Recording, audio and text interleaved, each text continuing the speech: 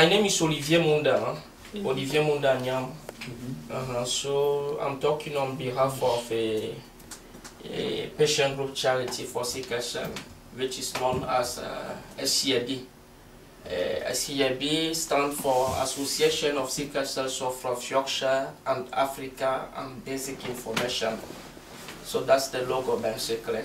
So I'm going to do an overview about SCAB charitable work for sickle cell disease or anemia in the UK. So I'm the chair and project manager of SCAB. I'm going to talk about, these are the topics that I'm going to present tonight to the SCAB team in London, because as some of you might know, we are about to open a new branch in London, and Fatuma is going to be, she's the coordinator, so the regional coordinator of SCAB London branch. So that's why I'm doing this presentation, so that all of you can be raised about what SCAB is about. And then at the end you might have some question, because you have everything here, even about the interview. From this you can catch the kind of question that you need to ask me or whatsoever. So I'm going to talk about my topics. I'm going to be about SCAB aims, which stand for objective as well, facts in the UK and worldwide, statistic of patient, Yorkshire base and plus, the stigma associated to sickle cell, some SCAB case studies, program 2015-2018, staffing structure, so how it works, how charity does, how charity works in the UK, founder of SCAB involvement, which means about me, why I am involved, etc. SCAB team and board. So I'm going to start with the first topic, SCAB aims, please. Founded in Leeds in June 2008 by a patient with sickle cell beta thalassemia, which is me, because I've got sickle beta thalassemia, which is similar to sickle cell disease. But the only difference is that someone with sickle beta thalassemia, the beta thalassemia is a mixed blood of abnormal red blood cell and the normal red blood cell. So in my case, I've got like 16% of normal red blood cell. So that's why they call it beta thalassemia rather than sickle cell disease or anemia. So the good effects, before I went to France in 2003, I thought that I wasn't taking transfusion, monthly transfusion or regular transfusion in Cameroon, because my mom was making traditional herbals for blood. But actually in France, I've been told by experts it's because of the beta thalassemia. So it did protect me against regular transfusion, because before I went there, I've been transfused in Cameroon only twice since I was born. So I don't take blood. It's because I'm beta thalassemia. I've got sickle beta thalassemia. I'm not sickle cell disease. So that's why you will see. And in France, when you are like that, they call you are not sick at 100%, like someone with sickle cell disease. But the only thing is that we do have the same symptoms. We take the same medication in terms of the symptoms, but the beta thalassemia protects you against transfusion. Okay. It became a registered charity in July 2012. It's led by volunteers and people affected by sickle cell. Just to talk a bit about sickle cell disease. Sickle cell anemia or sickle cell disease is a genetic illness of the blood which is hereditary and not contagious. Sickle cell is the result of abnormal hemoglobin, also called red blood cell, or also known as hemoglobin S.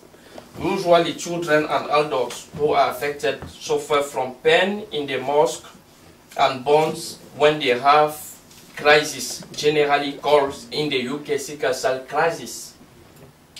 Carriers, also known as AS of sickle cell gene, meaning those who do not have any symptom but can have a child with the condition, 1 out of 4. That's the probability. Children can, but more than 214,000 of people are carriers in the UK. So that's the fact at the moment. Only a blood test of known as electrophoresis can determine if someone has sickle, if someone is a carrier or not. Sometimes people confuse, even in Africa, so that's why many people end up having children with sickle cell.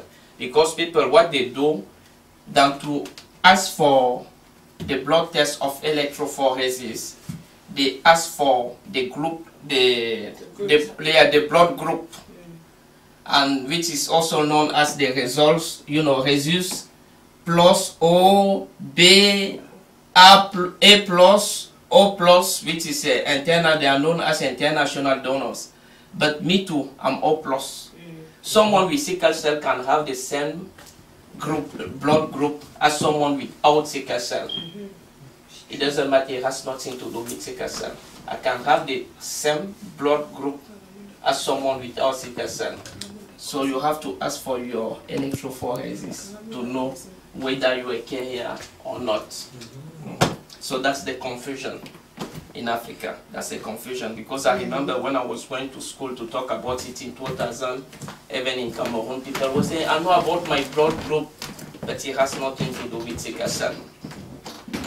ASIABI is aiming to provide self-support and information, advice and other help needed to people and their families affected by this condition. Support and advice are provided by telephone, email, and through home visits. Please, the next slide, please. Facts in the UK and worldwide. In the UK, there are more than 15,000 patients, children and adults. More than 200, we said that already, more than 214,000 people are carriers of the sickle cell gene. 300 babies are born annually with the condition. Each year, hundreds of children and adults will be left disabled or chronically sick. Hundreds will spend months in hospital and or isolated at home. So those things, those facts are going on in the UK. Worldwide figures, 300,000 of newborn annually. According to the World Health Organization, 200,000 infants are born annually. Welcome to NCL Tours. We offer flights to worldwide destinations. We provide holiday packages, hotels and transportation. We run luxury coach trips to European destinations across France, Germany, Switzerland and many more. To book a holiday to any destinations around the world, please visit our website on www.ncltours.co.uk, or why not give us a call to speak to one of our travel experts on 0208 900 1624. NCL Tours, ATOL protected. With sickle cell in Africa, 60% of these figures will die in the childhood, because most of them they die before the age of 5. Recent research from Dr. William from Oxford University, 80% of cases are based in Africa. To date, sickle cell anemia has not enjoyed a high priority on Africa health agendas, despite the relative impact it has on childhood mortality, which far exceed estimates for HIV. HIV commands vast attention from the international community, yet sickle cell anemia is virtually invisible on the international health agenda. Stat of patient, Yorkshire base and plus. A link to the current ongoing statistic provided by the National Hemoglobinopathy Registry.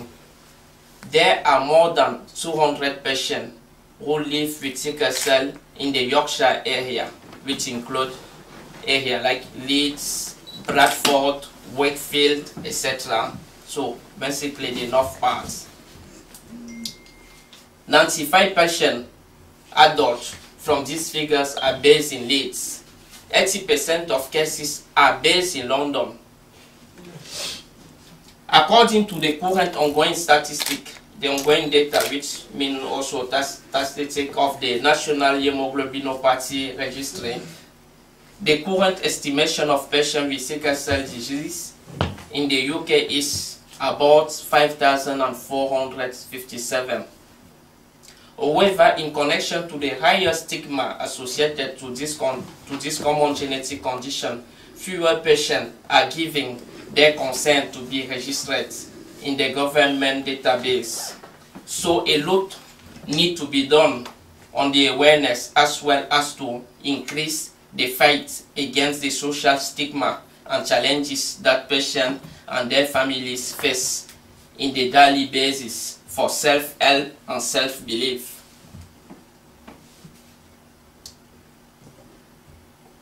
Stigma associated to sickle cell or stigma linked to sickle cell. ACIAB has found out through our own research that across the UK, less than 300 patients take part directly to sickle cell events, conferences, seminars, etc. In Leeds, less than 3 out of 40 patients take part to sickle cell events. Based on our experience, that's the patient's perspective. This stigma comes from the difficult childhood that most patients affected by this painful genetic condition go or went through, because they feel different from other healthy children. As a result of it, most parents and patients prefer not to speak out about their condition to their own extended families, friends, and community. Professor Simon Dixon, the Montfort University in Leicester, through one of his publications, She Will Die Tomorrow, a common known speculation or stereotype in Africa. Some cases studied in the UK. Very recently, by the end of last year, a 62-year-old patient with sickle cell disease, by the end of 2015, his personal independence payment was stopped. He was referred to ACIAB with a quotation to his chair and project manager that I am by a researcher from Sheffield University who, in the past years, had worked with ACIAB via his chair and project manager who took part to her research as a member of the Avazori group on living warm with sickle cell disease. He had emphasized, or he has raised the group during this research on the high stigma associated to sickle cell disease, based both on his own experience as a sufferer and his position for more than 16 years now as a patient leader for sickle cell charities worldwide. So, the researcher who was the main responsible of this research had referred this vulnerable 62-year-old with sickle cell man to ACIAB based on his leader competence, because she knows a bit about me. So basically what we did, I did for him, I did a letter in which I raised that stigma, and I've asked for those authorities from the Independence and Allowance Living to reconsider his request. Because when I read the letter that he presented to me, basically, that officer who considered his case was saying he's lying. Because for him, the way he looked at him, he looked okay. So for him, because you don't know, you don't know about, you cannot see from the face that someone has sickle cell. So you must see maybe when the person is having a pain or whatsoever. Despite that, he has a letter from the medical consultant, he just rejected the case. So I did a letter in which I has really raised the deep stigma challenges associated to sickle cell. And a month later, I had received a call from him telling me that his report was now reiterated. So they have activated his report again. So based on that letter. Family K, because you don't have to give the name here, and S in Leeds and in Glasgow, both have children with sickle cell. One of the partners which in those couple, in general is men, feel that on day-to-day basis, when their child has a crisis, he is the one to be blamed. So sometimes you do have those common problems in the UK. It's like when I went to some conference, even here in London, where I was sometimes invited as a speaker, you could hear some testimony like that from some parents. It's like a lady, I remember a lady here, she was even born here from Jamaica, but she was born here, and she had a child with sickle cell, a 5 years old. And when the child was born, a few years later, she was left by the husband, because the husband accused her to be responsible of that child illness. And she said when she's trying to speak about it, people, they are really stigmatized about it. So one day she said to try to raise or to speak about it, because her family will say, oh God, just thanks God. And I also meet even in late, sometimes I'm invited to speak, to give this presentation at some churches or community events. I can see some patients during my presentation, especially during the church, but most of them, they won't tell you about their condition. They won't tell you. It's like they won't tell you. I meet for example, one of the patients that I did support in the past year, one of them, he came to the UK to study, one from Cameroon. And a month later, he was put on antidepressant drugs by his GP. 1 month later, after leaving in the UK, because he was complaining too much about his condition, as he thought that in the UK he could find something magical to help me to put weight. So that kind of stigma, because you know the definition of stigma is simple. A stigma just means it's a situation associated to a particular circumstances of shame or associated to shame. That's the definition of stigma. So for example, if I'm sick, I grew up like that, I will wonder why my brother is not sick.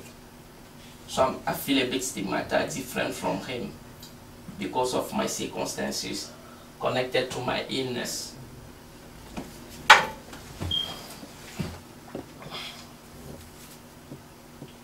Should I change? Yes, please.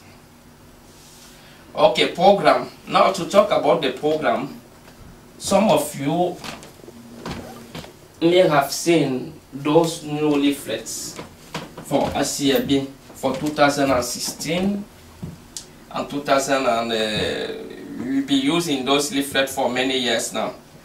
So the main program that ACAB has set, even in 2012, because ACAB became a registered charity based on that program, that long-term program, that long-term proposal, if you want. Raising awareness and reaching marginal community with sickle cell disease for a change of perception.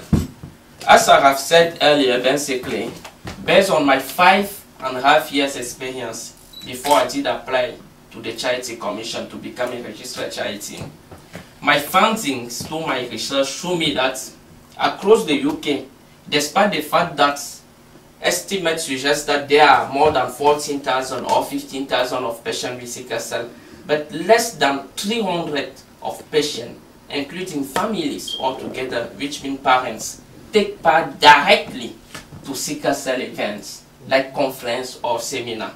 So it's connected to that stigma, because most patients or parents do not want to present themselves or to present the condition of their child to people.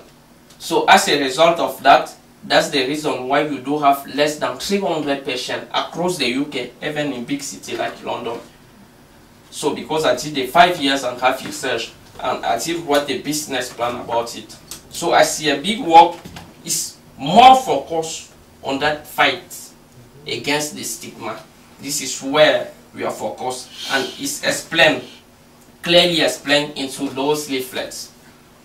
So what we are trying to do is to try to raise awareness, to try to reach those marginal sufferers, to help them for what we call the change of perception.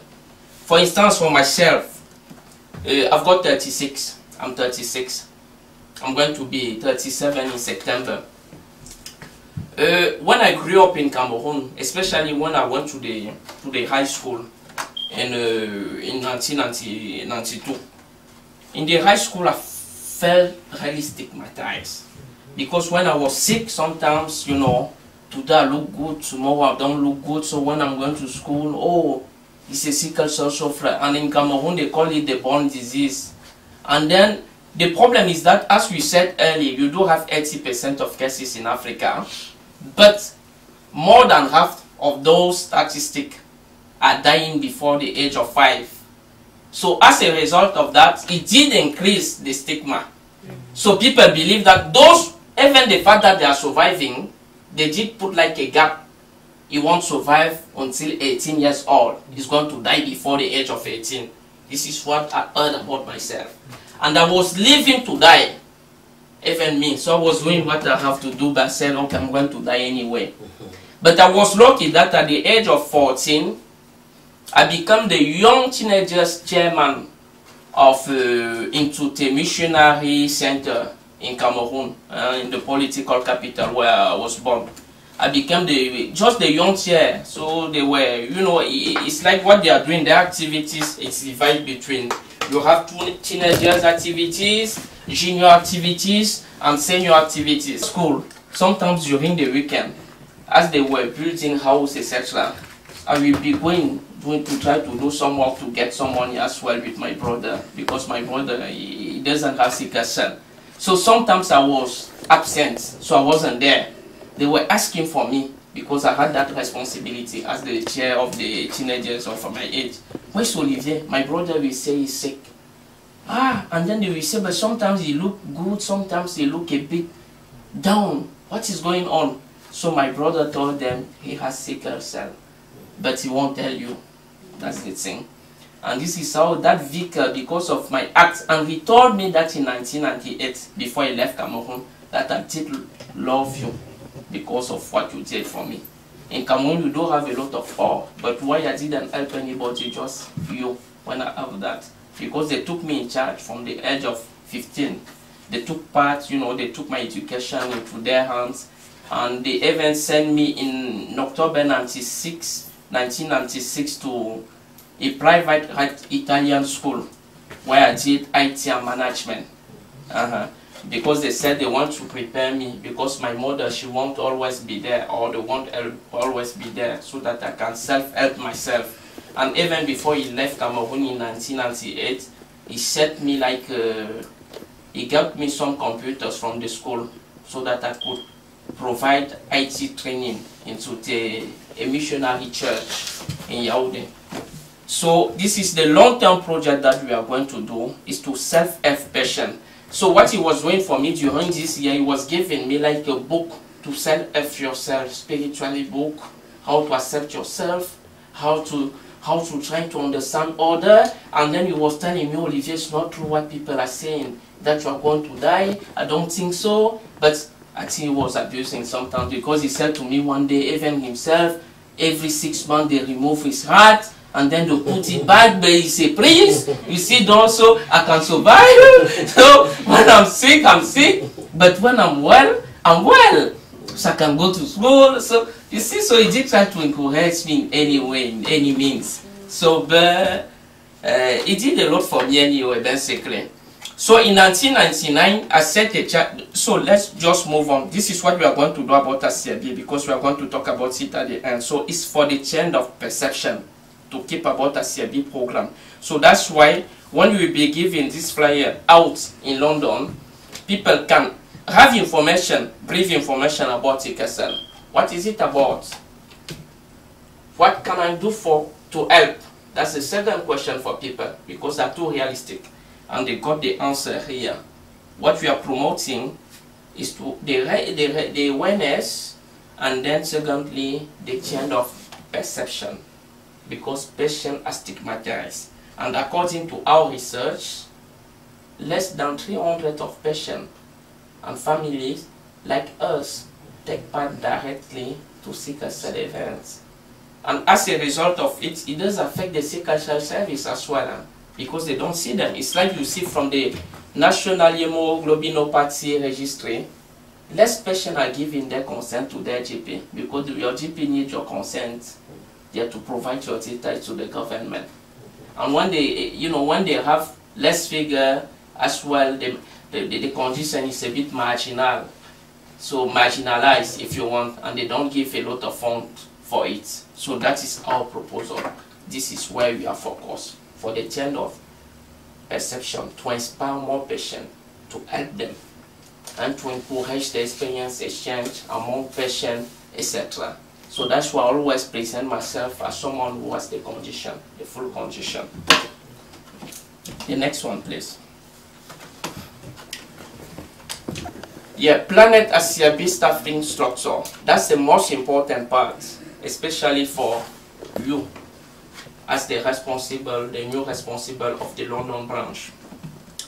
When an association becomes a registered charity, if you want registered charity in the UK, you become a registered charity in the UK based on a proposal that you did submit to the Charity Commission about the kind of services that you are going to provide.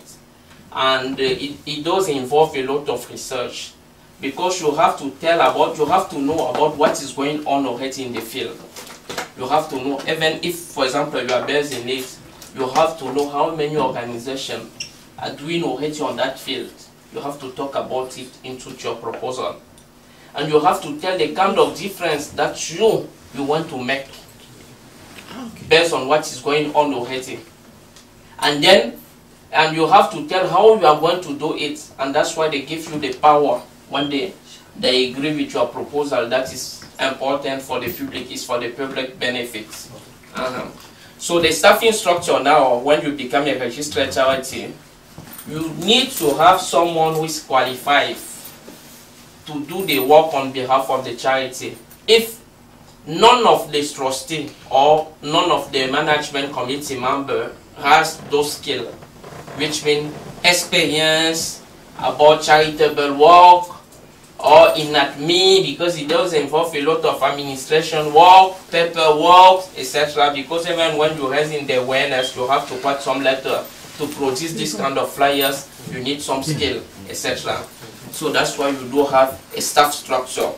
So the project manager in the UK are also known as CEO. It's just like they play with words. So they are known. It's like someone, and they are known as project manager or CEO. So they are all basically the project manager or a CEO. Some of his role can be to piloting the project by leading the staff team. Because don't confuse, you do have trustees. Trustees are the director. It's like we say in French, le conseil d'administration. So they are the boss who decide about the organization. They are the ones who are known by the Charity Commission.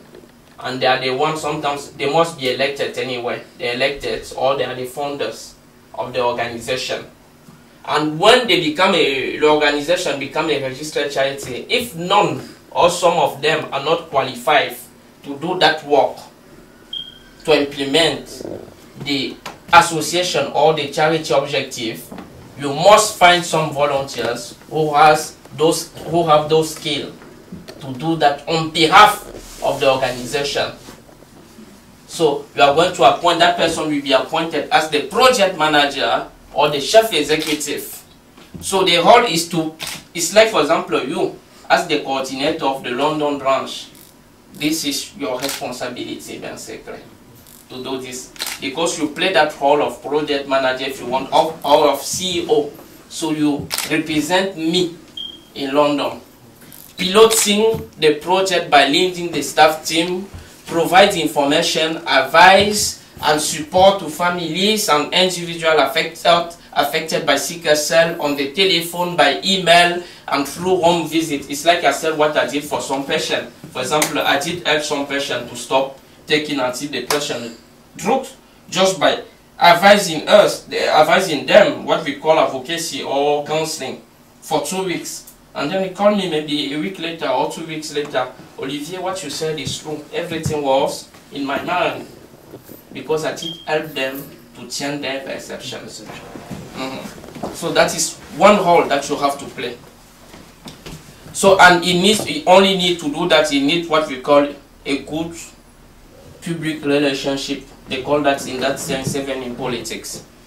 To be good in public relationship, work with professionals to ensure that individuals with sickle cell and thalassemia to get optimum services from health. It's like I did for the 62 years old. So it's like to put together a letter in which you explain about the condition and especially the social aspect of the condition. So that's what charity is about. Medical doctors are there to look after patients in terms of their medicine, their medical follow-up, but they are not there to speak about the social challenge of patients. So that's why patients must represent other patients. And I think in the UK, one of my observations is that most charity where they fail, some of those charities who are there to represent us, even in London, they fail for many decades to get more patients involved because those who are there, who took those roles of chief executive or whatsoever, or staff, they don't have the condition.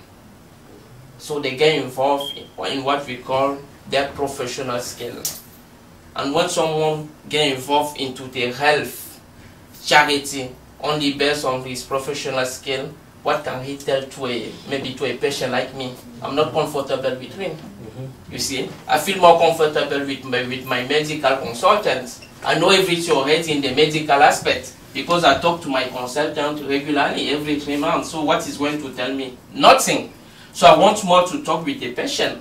If I see when I saw, for example, that 62 years old, he stood in my office that day for 5 hours, and he told me he came in the UK when he was 5.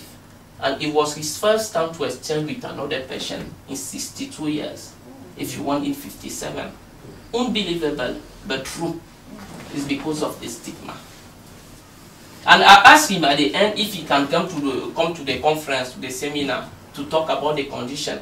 When he saw the letter, he said, "No, you are the expert. You can well talk about it. What I am going to tell, what I am, those people are going to understand me." But when he came to see me, he saw a young African with my accent.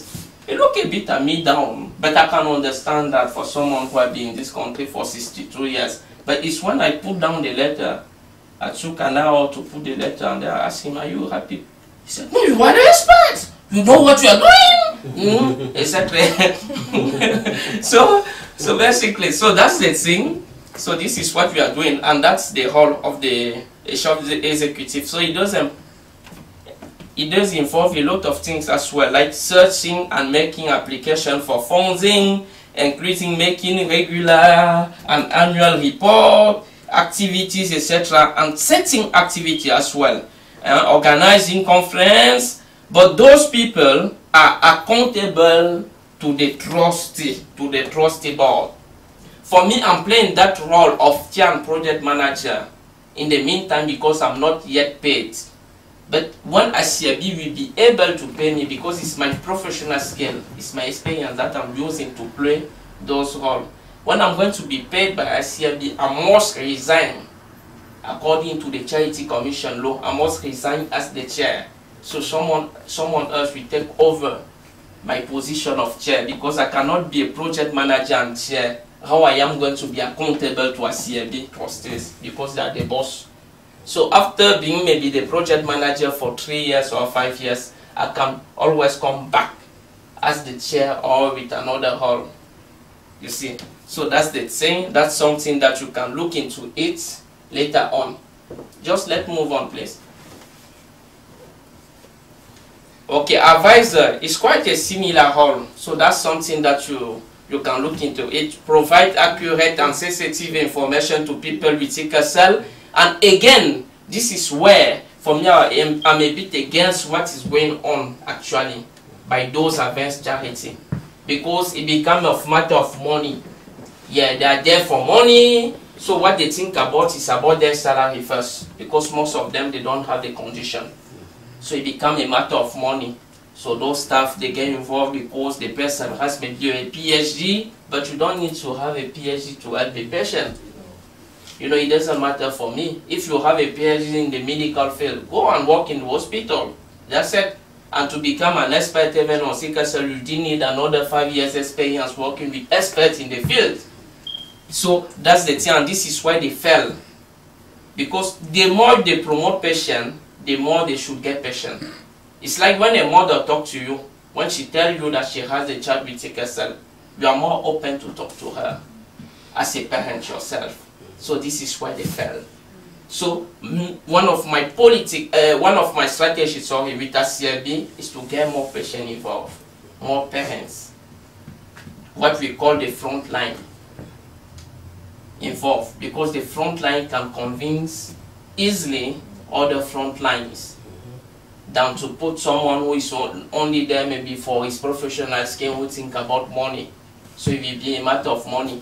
Even if he does work for the charity for 10 years, after that you might go back to the same position when the person will leave the charity with his skill. The other slide, please. Just let's go, it's the same thing here. Okay. Okay, volunteers worker. In general, is their unpaid role, unpaid people, open to anyone or member of the CLB who would like to gain some work experience by voluntary for this proposal. So they can be people who maybe when you do have like a regular meeting here for experience exchange, which enter into that summary project that we call Raising Awareness and Enriching Marginal Community with Sickle Cell. You can have like maybe every Saturday a meeting, a drop-in session, just to talk for maybe an hour or 2 hours with coffee available. You discuss, you exchange, and someone is piloting the project, which can be the coordinator, for example, for the London branch. And that person can take maybe like 2 days a week to prepare everything before. So, and this is how you get them involved slowly. Because if you tell them, for example, I'm inviting you, you will see other patients. Most will decline in the beginning. Because what most patients do, and that's why we must regularly organize things like seminar. Because some patients sometimes are curious. Because I remember when I get involved with sickle cell in 1999, is because in 1998 I was too sick that I couldn't walk. I was too sick, and I was so curious that I set my own charity just to try to heal from other patients, to understand how they live with the condition. There are some patients who are adults and how they did manage to be adults. So I was a bit curious. Some patients will be coming because they are curious, etc. So that's the thing. The next one, just okay, yes, that's nearly the final one. Involvement in the field by the founder of ACLB, both as a patient and leader, which is me. And as I was saying earlier, I got involved in 1999 to 2003 as a national chair of a registered charity for patients in Africa, which is in Cameroon. It was set by me in 1999. And June 2003, 2004, a representative official at the International Conference on Sickle Cell Anemia at the UNESCO in Paris. So I had 1 year experience there as well. So 1 year experience exchange there, which enabled me in 2004 to open a clinic for sickle cell care in African Cameroon. So see photo. So later on you will see some photo, please. You can see those pictures of the inauguration. You can see those. That is the clinic, and that the story I was telling you about. So when we were talking yesterday with some ACLB staff, some of you, if you remember, that young baby, she has sickle cell. So that's in the clinic, and the clinic that I did set in 2005. And I did receive some delegates from France because they wanted to see how they can help. And I did open a program which is called, we were looking for godfathers or godmothers to pay, who are able to pay annually the fees for those patients to receive free medical care. So in the clinic that I did set in 2005. But now they go through the picture, they saw the pictures because I was showing them the pictures. They were looking at the pictures, and if you want, the heads of their delegation, it didn't too much like those kind of pictures of patients like this, what too miserable, what too skinny, or too bizarre. Sorry for that word, but they look poor. I thought they are the one who deserve more support. But when he came to the picture of that baby, he said, "Oh my God, oh, she's cute, oh, she's lovely." So I was so surprised because he was in the office. My officer said, "But Mr. I don't understand you. I'm so surprised. How can you stay in that picture for a minute? You do have a compassion for her when she look actually good. You can see that she is receiving good medical care because her parents are not too poor than comparing to other." And then he said to me, "Mr. Olivier, nobody want to help someone who is going to die tomorrow." So that's why ACIAB is trying to help patients, to bring them, to inspire them for self-help, self-belief, etc. Because after your medical consultant, you are also your own doctor. Because stress can provoke crisis, and the less patients have stress, for example, the fewer they might be hospitalized. Yeah, because stress even can kill. We know that. Myself in 2008, I did receive twice a transfusion in this country because of stress connected to my immigration issue at the time in less than 3 months. So that's the thing. That's why we are trying to help them for self-help, self-belief through our long-term program. So that's that's the picture of the clinic that I did set in Cameroon in 2005. Okay, so that's a bit same for now, and that's the older one. So thank you so much for listening, and if you have any question, I will be more than happy to answer. Thank you. Thanks a lot. So now you can ask me any kind of question. How do you control your pain? How I do control my pain? As I said, the first control for me is, apart from observing the expertise, say the advice of my medical consultants, doing what they ask me to do. For example, because since 2009, I've been put into the hydroxyurea. Because as you know, in the UK, we do have what we call a standard follow-up.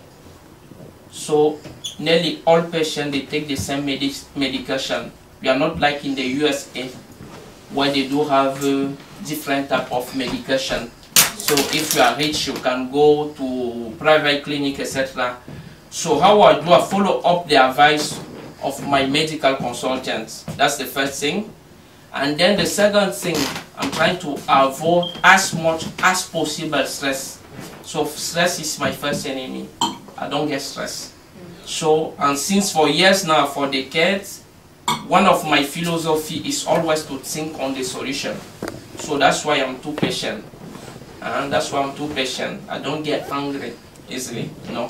Because if I've got a problem or a matter, I don't focus my mind into the problem. No, I think about the solution, how I can resolve it.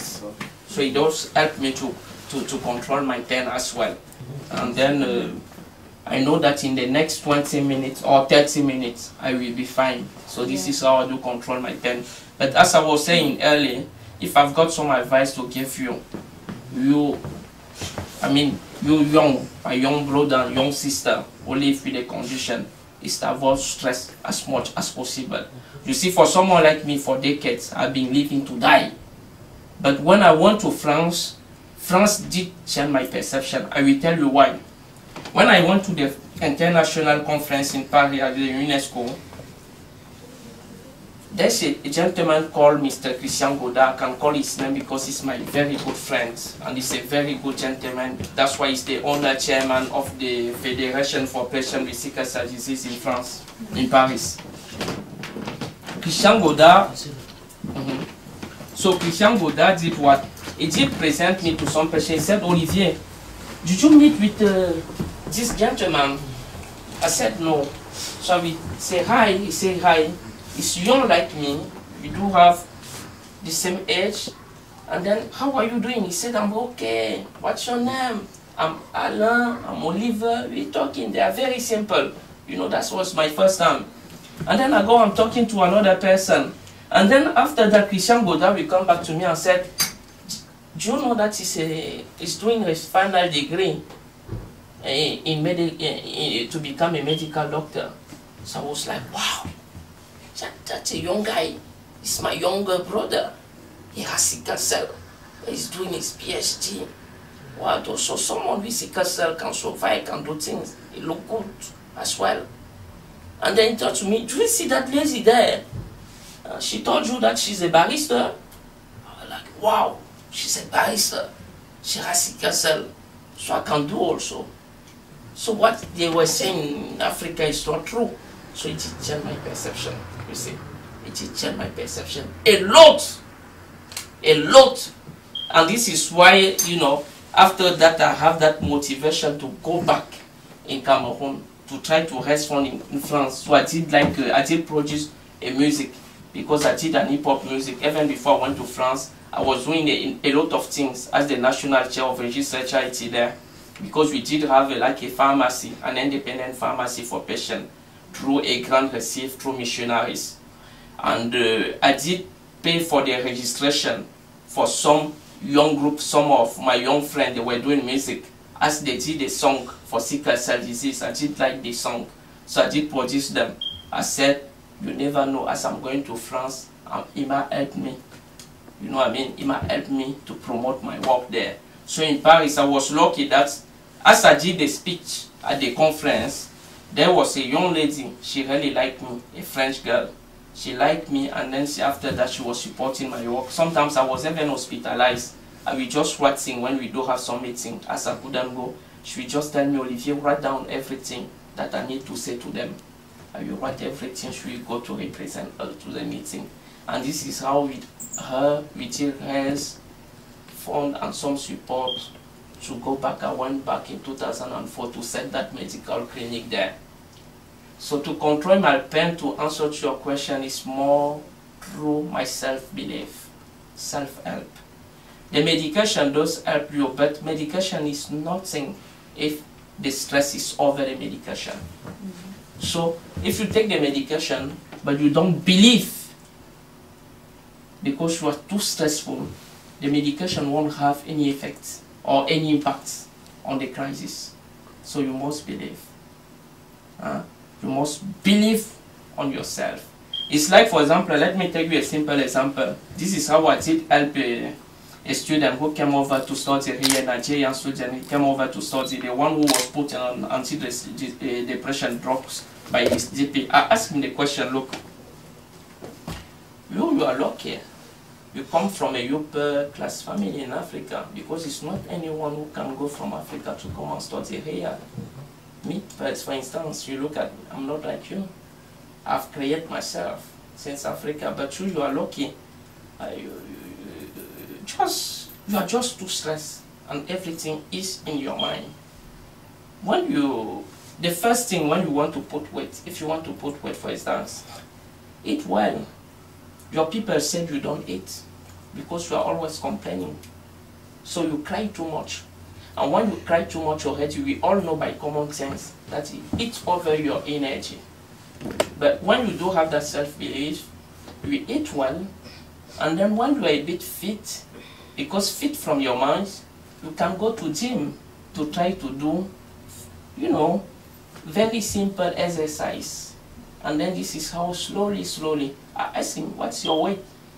He said to me, it's 55, I'm too skinny, I said, no, you're only 23, isn't it? He said, yes.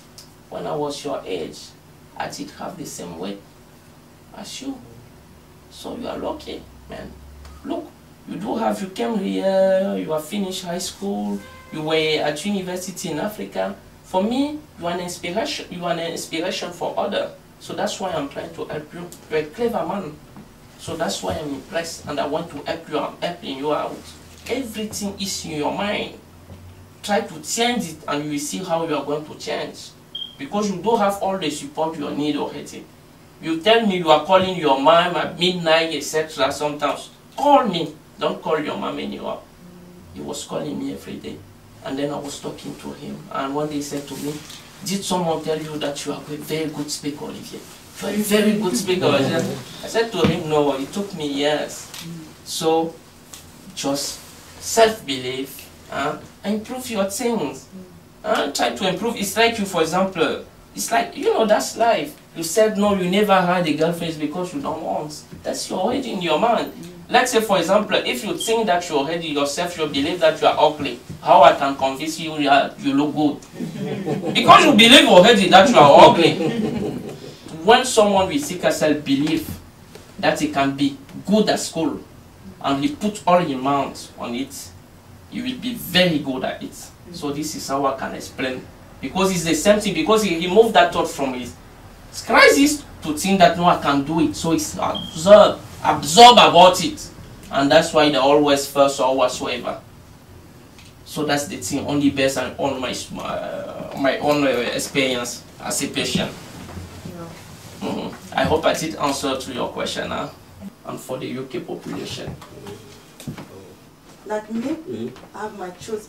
I can choose, but I don't understand about her. She knows, and she accepts it. It's like she accepts the problem, double problem. But as long as she can cope with it. She can cope, but it's more. Yeah, she can cope with it. I think it's the reason why I was shocked is because we've just gone through a big situation with her sickness, and not only was it a stressful thing for her, but it was also a lot of stress for the family to go through. So she knows, for instance, what Mum went through when she was ill.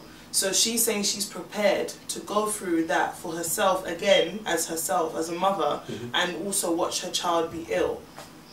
That's why I was shocked. You see, my sister... It's like you have crisis, your child have crisis, both together have crisis. That's what I'm saying. We cannot impose our views on that. No, it's not about imposing. The problem is, I mean, if my sister, she's got only one child. She's sickle cell.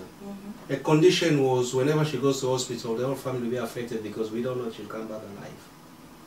We're all we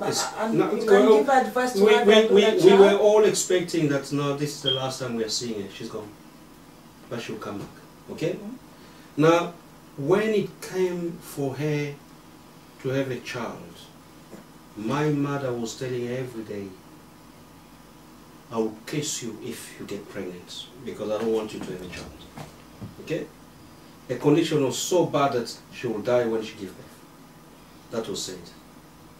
She got pregnant. Okay? Now, all of us, we ask a question, what do you prefer now? She's pregnant. We ask her, why do you get pregnant?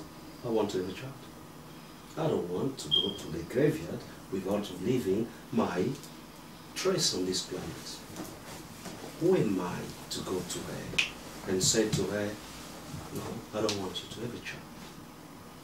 If she come to you one day and say, all right, I'm going through all of this because you refuse me to have a child. That's why I'm saying life is about choice and decision. If I decide to be a criminal today, I take that responsibility. It's me. Okay? It's you, but the pain is not just no, yourself. Yeah, the pain is not, I do understand that. The pain is not that's myself. But the most burden of responsibility lies on the person who's taking that responsibility and that decision. Okay? I know my family will be affected, but the decision at the end of the day is mine. Okay?